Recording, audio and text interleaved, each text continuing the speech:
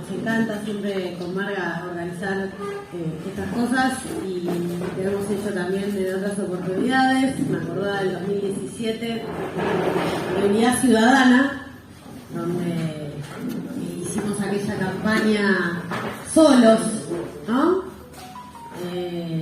Contra viento y marea, con todo en contra, con nuestros celulares, pero con Cristina a la cabeza, ¿no?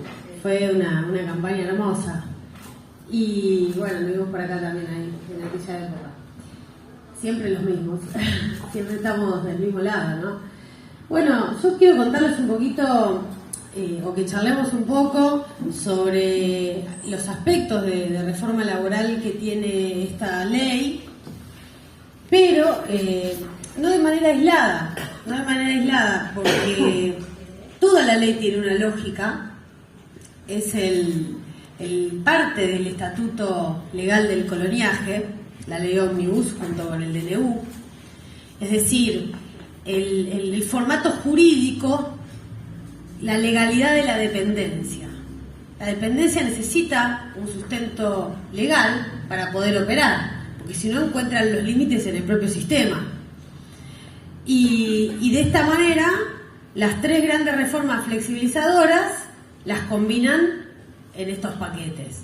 La que decimos, la ambiental, la laboral y la tributaria.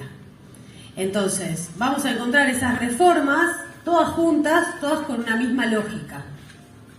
¿Y cuál es la lógica? El retiro absoluto del Estado y el dejar librado a su suerte a las personas, a los países, a su suelo, a su hábitat, dejar librado a la suerte de los lobos, los grandes lobos del mundo.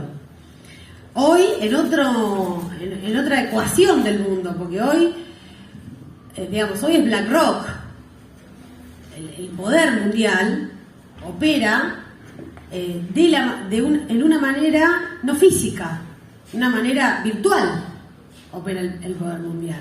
No tiene límites fronterizos, no tiene Estado, difícilmente lo puede sentar en una mesa. Y esa es la lógica que atraviesa también la ideología o, digamos, el relato, si se quiere más que la ideología, de estos grupos como los de Milei. Y se sustentan todos también en esta misma característica, la virtualidad y el retiro absoluto del Estado. Y así también podemos encontrar y hacer un paralelismo con esto. No sé para dónde me tengo que poner. ¿Por allá? Ah, ahí está.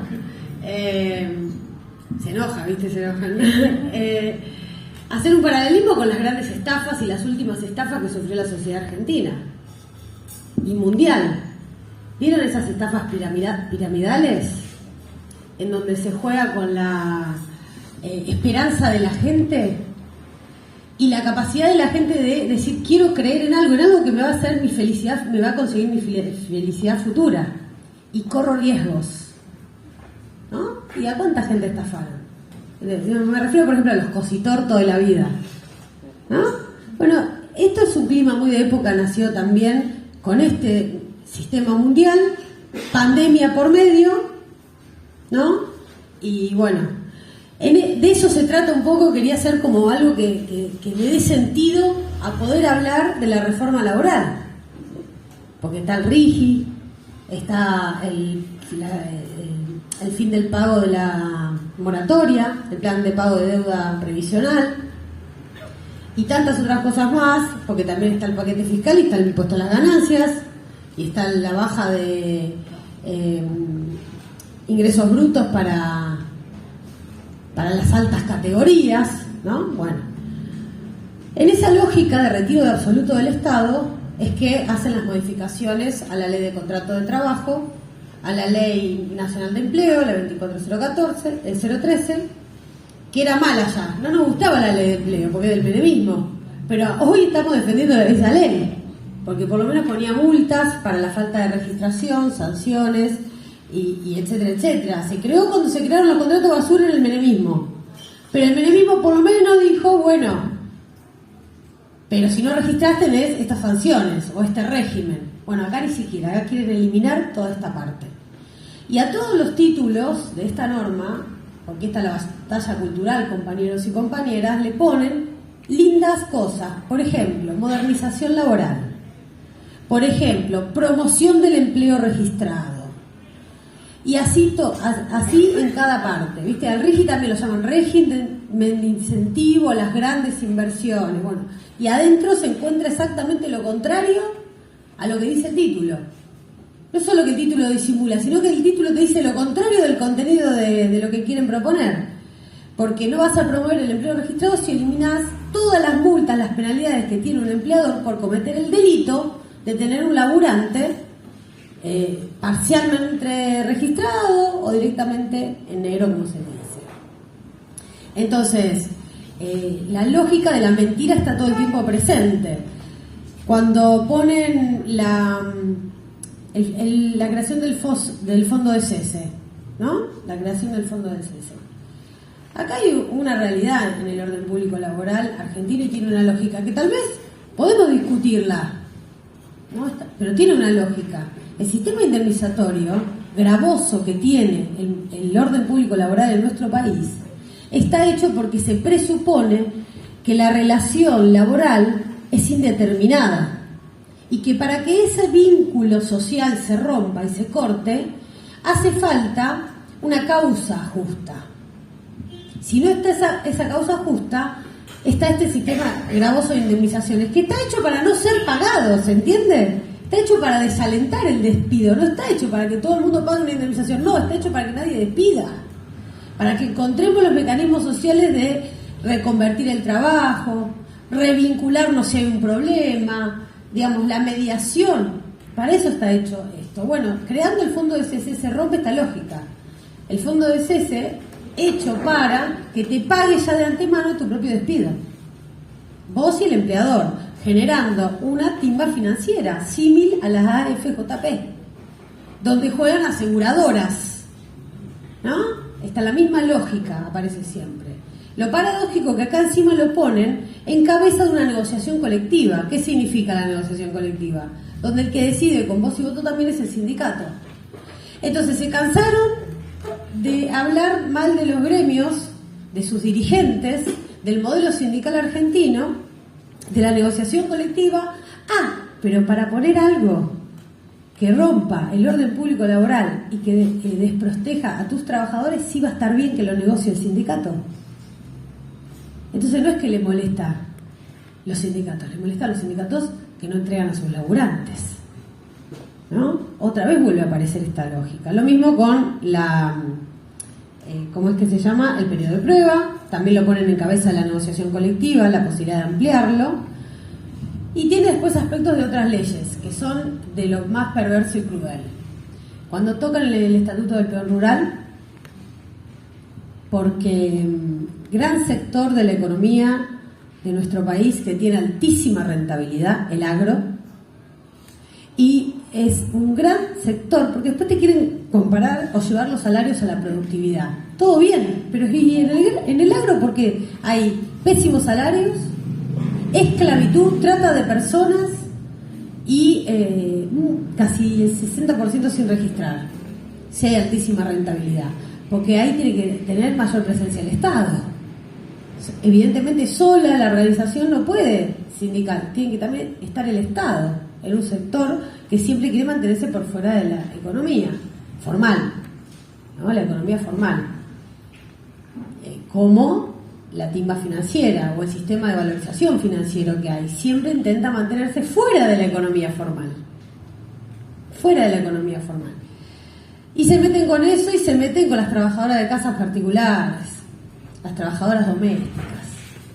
Mis dos abuelas limpiaron casas, mis dos abuelas. Las dos se murieron por problemas en la columna, en las piernas por estar tantas horas parada, por las dolencias y obviamente que las dos tuvieron su jubilación gracias a la moratoria de Néstor Kirchner, porque nunca estuvieron en blanco. Y te tenés que meter con ese sector para sacarle la doble indemnización en caso de no estar registrado. Digamos, la crueldad siempre presente en esta lógica. Entonces, hacen todo esto y a veces siento que tiene un eco en la sociedad porque aparece, y ustedes, mucha gente de acá, muchos pibes y pibas todavía nunca conocieron un recibo de sueldo, me imagino, en su primer trabajo. Todavía no tuvieron un trabajo donde muchos pibes y pibas de nuestra sociedad, muchos adultos también, digamos, entonces se encuentran ahí, en esa realidad, el eco para decir: estos quieren seguir teniendo estos derechos y los derechos son los culpables de hacer que el trabajador salga caro, y por eso hay tanto trabajo sin registrar en la Argentina. Y ahí encuentran el fundamento político para avanzar con esto. Y claro, porque tienen un montón de compatriotas, tenemos un montón de compatriotas que nunca tuvieron un trabajo registrado. Entonces es difícil defender lo que no se vivió nunca, tal vez, lo que no se conoce. Querer lo que no se conoce directamente es difícil. Y entonces nosotros tenemos que empezar a entender que el problema en la Argentina, ¿no?, con respecto al empleo, no se puede aislar del problema económico general. El problema no es el trabajo no registrado, es que hay una porción gigante de la economía y cada vez mayor en donde afloran estas estafas, que es la economía no registrada, la economía en negro, la que va por fuera del sistema. Y esas vinculaciones hay que entenderlas porque después, cuando vienen los blanqueos de capitales, o cuando, ¿por qué se da en el Estado? Porque no hay ingreso, porque hay evasión, hay fuga, hay economía en negro, hay economía no registrada. Eso repercute en los laburantes también, repercute en el sistema tributario, repercute en todos los aspectos. Pero el problema no es los derechos laborales. El problema es que vos querés hacer desaparecer al Estado, evadir absolutamente todo y no cumplir tu responsabilidad social como empresario. A mí me gusta esa parte cuando Máximo dice, nosotros reconocemos la existencia de los mercados, ahora le falta a los mercados que reconozcan la existencia de la gente. Porque acá también se trata de un principio de humanidad. ¿Vamos a seguir atentando contra nuestra propia raza? Somos la única especie del mundo que atenta contra sí misma. Entonces, estas son para mí son las discusiones que tenemos que dar nosotros y nosotras. En cada uno de los aspectos de que se trate, se vuelve a discutir realmente los valores piramidales del vivir en comunidad, del vivir en sociedad, de la humanidad. Y bienvenido sea que discutamos eso. Bienvenido sea que discutamos eso y que lo hagamos colectivamente, porque nosotros tenemos que reafirmar de qué lado de la lucha histórica nos encontramos todo el tiempo. Todo el tiempo. Ellos piensan que el otro día un compañero me contaba, un delegado, que su hijo votó a Milei y que tuvieron grandes discusiones en la casa. Él llorando nos contaba en un plenario que hicimos después de que ganó Milei, que teníamos que hacer catarsis colectiva, que hicimos en el sindicato. Y llorando lo contaba porque él le decía, pero hijo, o sea, yo soy delegado de un gremio, me van a salir a cagar a palo en la calle. Bueno, papá, le decía el pibe, no vayas, vos tenés que ser responsable, tenés familia, ¿no? Y ahí yo entendí ese dolor, porque que eso te lo diga tu propio hijo debe ser muy doloroso. O sea, comprendí lo que iba a sufrir el hijo de mi compañero cuando caiga en la estafa que le está haciendo Milei. Ese pibe va a quedar, digamos, muy quebrado. Entonces, ahí reafirmar nuestro compromiso de tener la capacidad de salir a abrazar a todos los que este tipo, cuando termine en las Islas Caimán como Cositorto, va a quebrar. Nosotros no vamos a quedar acá abrazando a nuestros hijos y a nuestras hijas para reconstruir lo que haya que venir, compañeros y compañeras.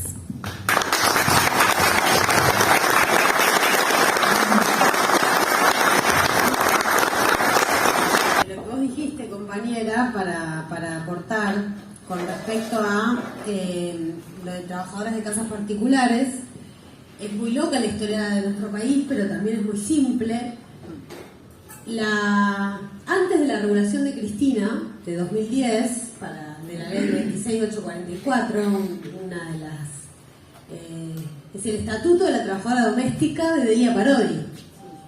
Es decir, antes del golpe del 55, Delia Parodi, que fue, porque bueno, digamos, después vienen a hablar del feminismo, ¿no? Pero el peronismo cuando las primeras diputadas, senadoras, provinciales, nacionales, fueron todas peronistas, no había de ningún otro partido mujeres adentro del Congreso, no había adentro, digamos. Habían tenido la posibilidad, los otros partidos políticos no lo hicieron. Bueno, pero Delia Parodi presenta un proyecto de ley para regular el trabajo doméstico, así lo llamó.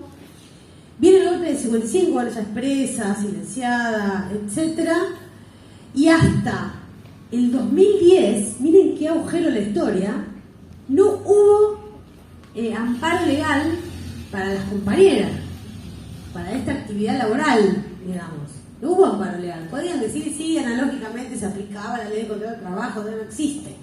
No existía eso. Un régimen simplificado, con lo que hubo, bueno, o sea, todo lo que tuvimos que esperar, ¿no? Porque lo malo se aprende enseguida, lo bueno nos cuesta la vida, como dice la canción, o el poeta. Y bueno, miren todo lo que nos costó los 70 años, ¿no? Los 70 años. Y quería agregar que la moratoria, no es que las compañeras, los compañeros nunca aportaron. Eso también es una gran mentira, hay que discutirlo eso.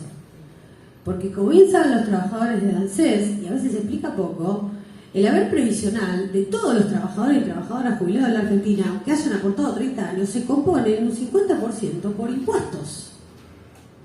IVA, impuesto a las ganancias y tantos otros. Entonces, desde cualquier persona que va y compra la leche, que compra una lata de tomate en el supermercado, está haciendo un aporte y una contribución al sistema previsional. Esto también hay que decirlo, no es los que nunca aportaron. Y entonces aparece, el otro día había dos señores mayores peleándose, yo soy jubilado, pero yo aporté 40 años. Y venía otro y decía, sí, bueno, yo me jubilé con la moratoria, vos no aportaste. No, el otro también aportó, ¿no? Y hay tantos otros y otras que aportaron que no tienen ninguna jubilación. Entonces, esto también hay que desmentirlo. ¿Por qué? Porque el sistema previsional nuestro, de reparto universal, de solidaridad intergeneracional, se mantiene por esta lógica. Por eso se crea el Fondo de Garantía de Sustentabilidad, cuando Cristina le pega una patada a las AFJP, y le pega una patada a las AFJP porque habían fracasado. Porque no estaban pagando las jubilaciones, la estaba pagando el Estado. Y porque los bancos, de no sé cuántos bancos habían quedado 8, se robaban todo a través de las comisiones. Entonces, ellos ya fracasaron además, en términos prácticos fracasaron. Demostraron que esas lógicas, esas ideas privatistas de capitalización individual no funcionaron para la seguridad social. No sirvieron. Si no, estarían vigentes. Vamos, a los hechos los repetimos.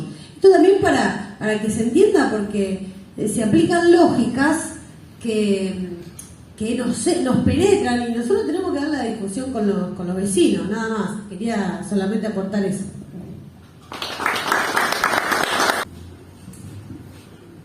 Un par de cositas quería decir, además de lo que preguntó el compañero. ¿Cómo hablar con el vecino? Decía el otro compañero, ¿no? Y cómo le hablar del Rigi al que nos llega a fin de mes, ¿no? Esa distancia que nos... A veces, ¿cómo empieza esta discusión? ¿Viste? Y bueno, a veces también hay que no subestimar al compañero del vecino, ¿no? Porque cuando hablamos, por ejemplo, de la Isla Malvinas, primer punto nos enseñaron mal el mapa, digo yo, porque las Malvinas no son el sur de la Argentina, son el centro de la Argentina. Abajo en las Malvinas hay toda otra porción de tierra que es casi la dimensión igual a nuestro territorio de las Malvinas para arriba, que es la Antártida, y que no es hielo, es tierra eso, ¿no? Y ahí, por ejemplo, ahora Rusia encontró 10 vacas muertas en la Antártida, y este año se vence el Tratado Antártico. Hay mucho que se discute este año con respecto a nuestro territorio. Pero más allá de eso, parece que el gas nos queda lejos, es decir, bueno, somos la tercera reserva de gas no convencional del mundo, y que lejos, allá en Neuquén, pero pará, el gasoducto pasa por acá por Junín, provincia de Buenos Aires, y con eso nos calefaccionamos. Yo me acuerdo también de una familia laburante cuando en mi casa pudimos tener el gas natural. Fue como, porque antes teníamos una salamandra a leña, y cuando llegó la natural era como, habíamos tocado el cielo con las manos, ¿me entendés? Venían las canillas y salía agua caliente, o sea, no podemos creer. Es símbolo de progreso en las pobladas, en los barrios humildes. Y vienen por eso también. ¿Quién me puede pagar el gas si lo tiene que importar? ¿No? Si no lo vas a poder licuar acá, lo vas a tener que importar, como estamos haciendo ahora, ¿no? Pero bueno, tratar de, cuando el compañero, vos le decís el RIGI, le decís el mar argentino, le decís las cientos de miles de especies que tenemos en la Argentina, que son oro, además del oro que tenemos, del cobre que tenemos, además de la primera reserva internacional del litio, y al lado de compañeros y compañeras que son que hacen autos, hacemos autos en Argentina, o sea, no hay industria mecánica, metalúrgica en todos los países del mundo y menos de América Latina. Nosotros tenemos la materia prima y la capacidad humana de poder realizarla, de poder hacer el famoso agregado de valor, y los acuíferos y la pampa húmeda. Para los que miran el mapa desde arriba tienen muy claro lo que nos quieren venir a sacar. A nosotros nos dijeron que las Malvinas eran en el sur de la Argentina, pero los que miran el mapa de arriba saben muy bien que las Malvinas son el centro de la Argentina. Entonces esto cuando nosotros, porque yo no conozco ningún compatriota que vos le hables de tu suelo, de tu patria, y no le importe. Entonces es una época de gauchos y de indios esta. La calle, el día 12, la calle no va a ser un día más. Esta va a ser por eso, como dijo Marga, comparto, un antes y un después. Va a ser un punto de inflexión, porque el 12, la calle define lo que vaya a pasar adentro. No es una fecha ni conmemorativa, ni reivindicativa, ni de por algo, no, es un día donde se define lo que va a pasar. Por eso es imperdonable no estar el 12 en la calle, porque vamos a definir la votación. Lo ajustada que está la votación adentro, que está agarrada con un brochecito, la define la calle. Podemos voltear la ley. Podemos voltear la ley, compañeros. Vamos a voltear la ley.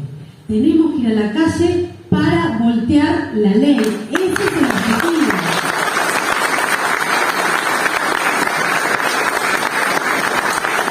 Sí, aplausos.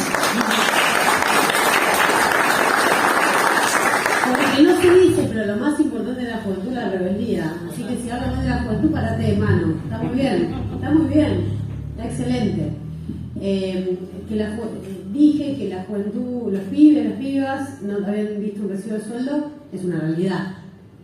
No es un adjetivo calificativo, es una realidad que me da responsabilidad más a mí, o sea, al revés. Me da bronca, me da una responsabilidad, pero también es una realidad que hay que abordar, ¿no? Yo creo que los pibes y las pibas quieren lo mismo que quería yo cuando era pibe y piba. Irme de mi casa, poder tener mi propio sueldo, no depender de los viejos, tener la posibilidad de elegir si quiero estudiar, si quiero hacer arte, si quiero hacer música, o si quiero hacer una carrera universitaria, y en fin, irme de vacaciones todo lo que pueda, si conocer mi país, etcétera, etcétera, o el mundo, no sé. Creo que los pibes y las pibas nos estuvieron esperando estas nuevas generaciones. Nos estuvieron esperando. Los que nos llegamos fuimos nosotros. Es al revés. No llegamos con la política, no llegamos con las medidas económicas, no llegamos con un montón de cosas. Por ejemplo, presentamos un proyecto de ley sobre aplicaciones, sobre la economía de plataformas, ¿no? Laburo en el reparto de comidas vía mediatización del algoritmo. Y me junté un montón de veces antes de presentarlo con un montón de compañeros y compañeras sindicalizados y no, o sea, compañeros que trabajadores de aplicaciones, de Rappi, de Pedido Ya, etcétera, etcétera, que muchos es el primer laburo de tantos otros compañeros y compañeras y de tantos otros el complemento de su trabajo. que tienen corrección de sueldo, o sea, hoy se está siendo utilizado como complemento al de laburo. Pero también de muchos pibes y pibas, díganme si no es así, es su primer trabajo. ¿Y qué me decían los compañeros de tu edad? ¿Cómo es tu nombre, compañera? Cami. Me decían, yo quiero la libertad horaria, no quiero jornada laboral de 8 horas. A la conclusión terminaba laborando más de 8 horas, pero la cosmovisión de me conecto y trabajo cuando quiero, me desconecto cuando quiero, estaba en todos y en todas, una fija. Y entonces nosotros empezamos a pensar, no es incompatible con los derechos laborales y con una jornada legal de trabajo, un límite legal. Vos no podés trabajar más de tantas horas por día porque tenés que descansar. Tu cuerpo necesita el descanso, es una cuestión de salubridad y de humanidad. Entonces, le pusimos al primer artículo libertad horaria, porque no es incompatible con los derechos laborales esto que yo quería conectarme. Y en todo caso, me va a determinar el modelo económico en el que viva, si el sueldo me va a alcanzar para trabajar 4 horas, 3 horas, 10 horas, o voy a tener que trabajar como hoy 12 horas que trabajo con los pibes para tener un sueldo digno. Va a depender del modelo económico, mi nivel salarial, pero no por eso. Entonces, yo creo que hay que tomar lo que esto, lo pongo como un ejemplo, ¿no? Porque la palabra libertad horaria me parecía, incluso, mirá, ¿quién habla de la libertad? Milei habla de la libertad. ¿Y por qué ponerle jornada legal? No, cambiémosle, pero regulémosla. Entonces yo mi libertad horaria, pero que tenga una regulación, unos derechos para que no te caigan, para que no te exploten. Y no venga la tecnología en realidad a ser los más esclavos en vez de más libres. Te tomo lo que vos decís, compañera, y lo tomo siempre como una responsabilidad, todo lo contrario. Mi generación, la del 2001, yo soy la generación del 2001, cuando nací yo tenía 15 años, nosotros empezamos a militar ahí, pero en términos generacionales, nacidos en democracia, vivimos todo lo que fue los 90, el 2001. En el 2001 yo no creía en absolutamente nada. En nada. Yo lo hubiera votado a Milei si existía en el 2001. Porque no, y mi viejo humilde, laburante, mi viejo no tenía laburo, mi vieja docente bonaerense, cobraban patacones, como Paco, nunca nos faltó nada, pero nunca tuvimos nada tampoco. O sea, no había que los zapatillos, no había la y gracia, el otro año. Bueno, pero yo no creía en el Estado, en los partidos políticos, en el peronismo. Mi papá me hablaba del peronismo y yo no le creía en nada. O sea, no le creía porque era lo que habíamos vivido en nuestra generación. Hasta que llegó Néstor Kirchner. ¿Viste? Y cuando vienen con el peronómetro, como dice Paco, si no fuera por los Kirchner, no habría una nueva generación de peronistas en Argentina. ¿Saben lo que es?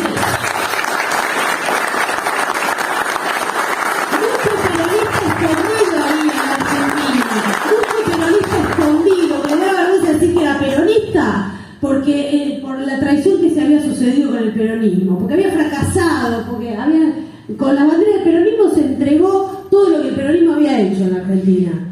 Entonces, y bueno, y ahí nos reconquistó toda una generación que no creía en nada. O sea, yo no tiro ni en pedo la batalla con la juventud, porque si Néstor nos rescató a nosotros, la generación del 2001, nosotros tenemos que rescatar a toda la generación maltratada por el macrismo, por nuestros 4 años tibios y por lo que está haciendo ahora Milei. No me cabe duda que nos están esperando.